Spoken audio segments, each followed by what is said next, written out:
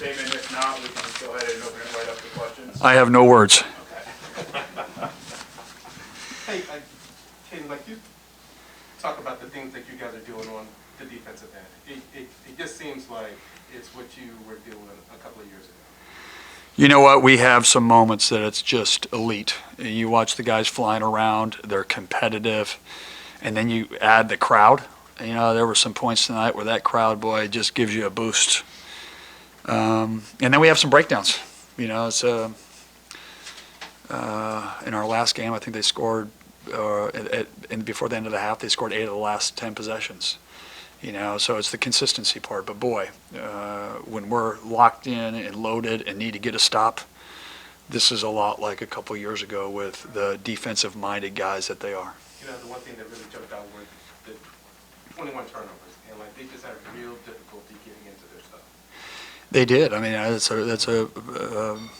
a compliment to those guys. I mean, Terrell and Dejounte and Jamal and Emmett and PJ coming in, Cole, like, all these guys are really getting it and understanding their responsibilities. And on top of that, they have great instincts, so they can disrupt you by faking here and then stealing the high post pass.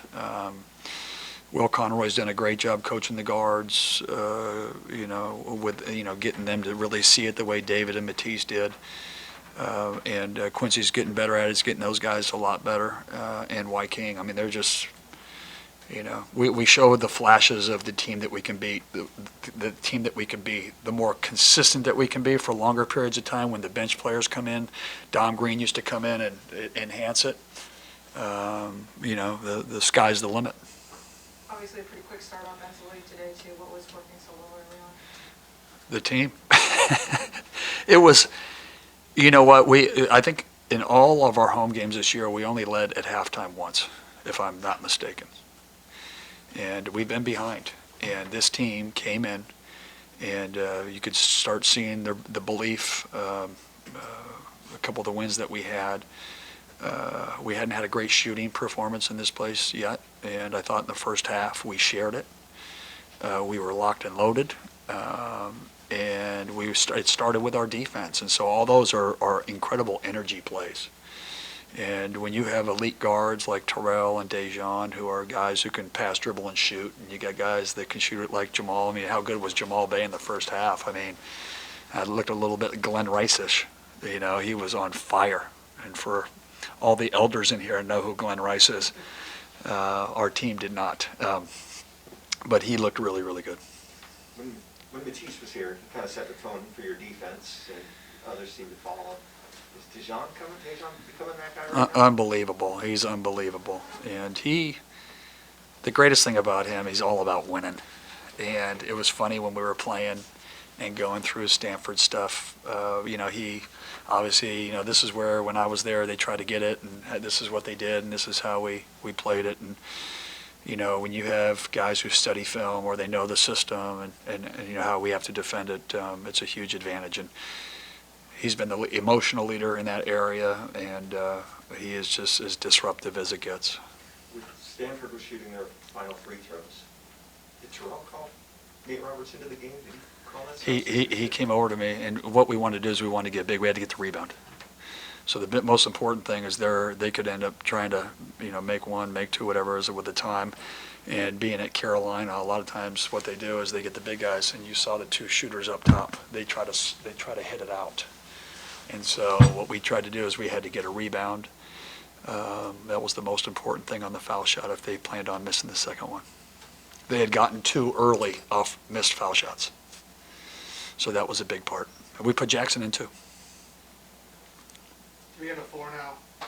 Just not beat the team that knocked off USC not too long ago. Do you feel like you guys figured something out? Is there something different right now that's working for you guys? Well, we know and our players know how good we can become. And we've shown flashes. But we're looking at this thing as one game at a time. And Stanford was a team that had beaten Oregon. They had beaten USC. They had beaten Washington State, being down 13 in the second half and coming back and winning. They had a 10-point lead. They turned it over a couple times at the end. This is a good basketball team. At one point late in the game, they were 6'4", they were 6'8", 6'7", 6'11", and 6'9". And they're one of the biggest teams that I've seen. And not just big, they're long and physical. And you saw that what they did on the glass, and 3 of those guys were their best shooters.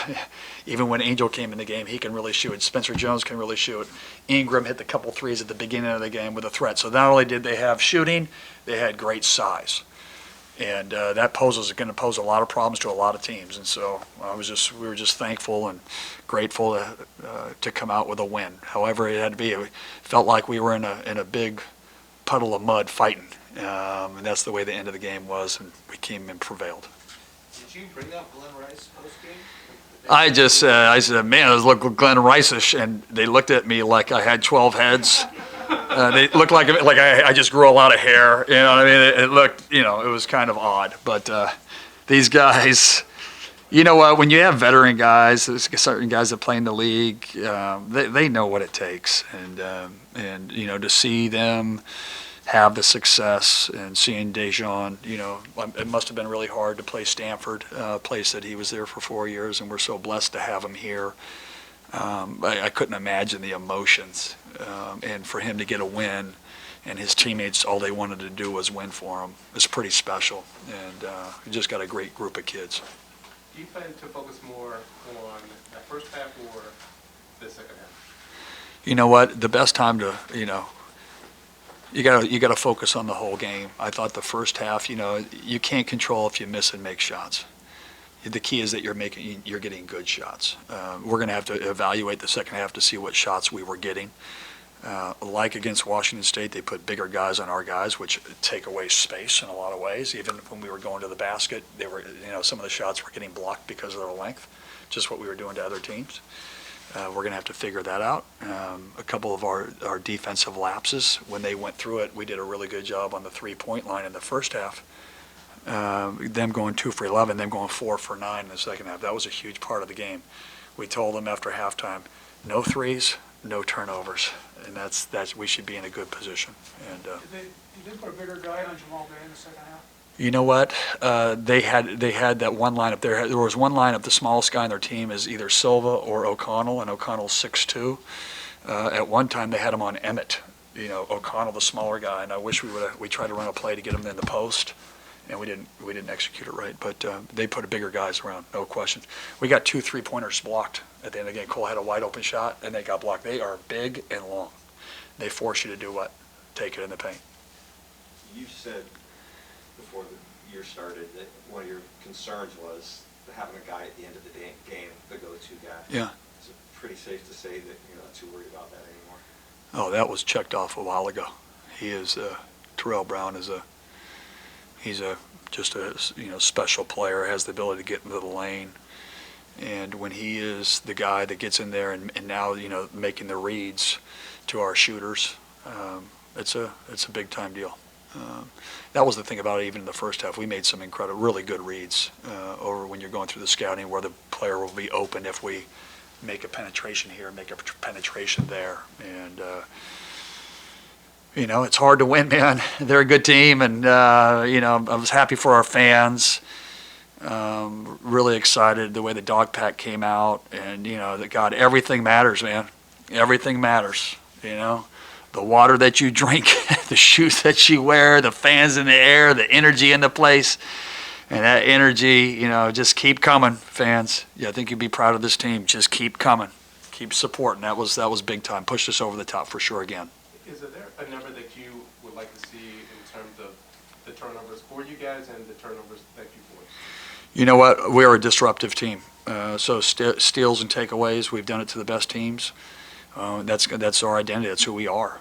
Now, again, 3-point field goal percentage defense isn't where we need it to be, as well as 2 points. So those are areas that we're getting better at. And then offensively, in a couple of the road trips, I think the most turnovers we had was 10. At Colorado, I think we had 10, if I'm not mistaken. I think it was 6 and then 10. I don't know what it was against Cal. It wasn't as high, maybe 11. And tonight only having 8. I mean, if we had those the 4 years before, I'd take that any day of the week. And when you have elite guards doing that, and you're getting extra possessions, and a lot of our steals and turnovers end up being our, getting in transition, getting to the rim, getting layups, which sometimes that's been our best offense. is it getting to a point where you can go into games like counting on creating turnovers, or is that just? I think yes.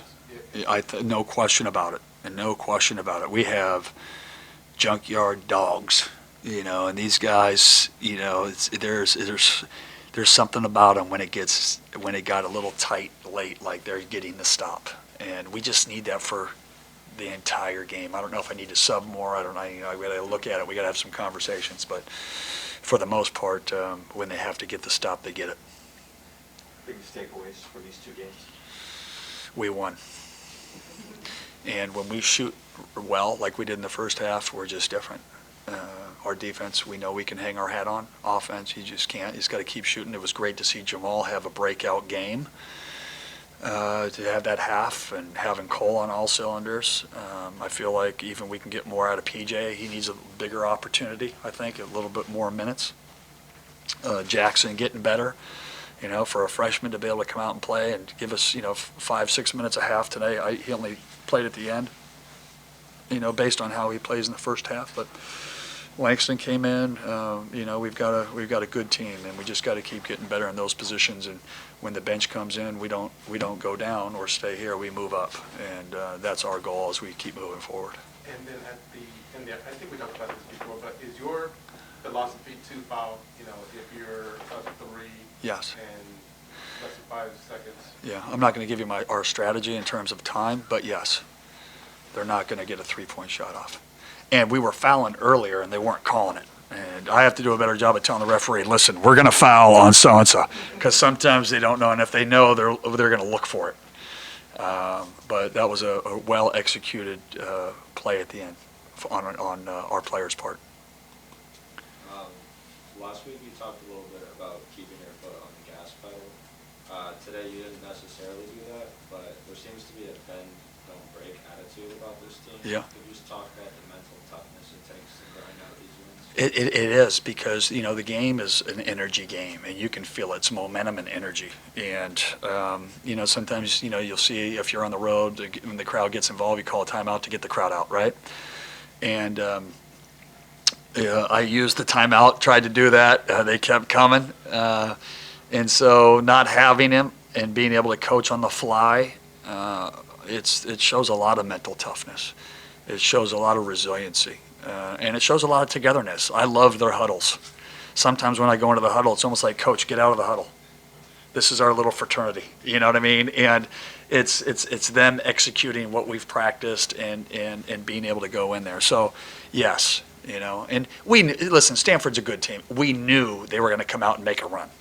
We didn't know they were making that type of a run, but they did, and they cut it, and kudos to them. And then kudos to our guys to be able to finish the game. However you got to do it, if it's in the mud, in the dirt, whatever it is, you just got to find a way to win, and we did. Anything else? Thank you, Coach. Sunday is going to be unbelievable tomorrow. Day off. You guys all have days off? Yeah. Let's go, day off.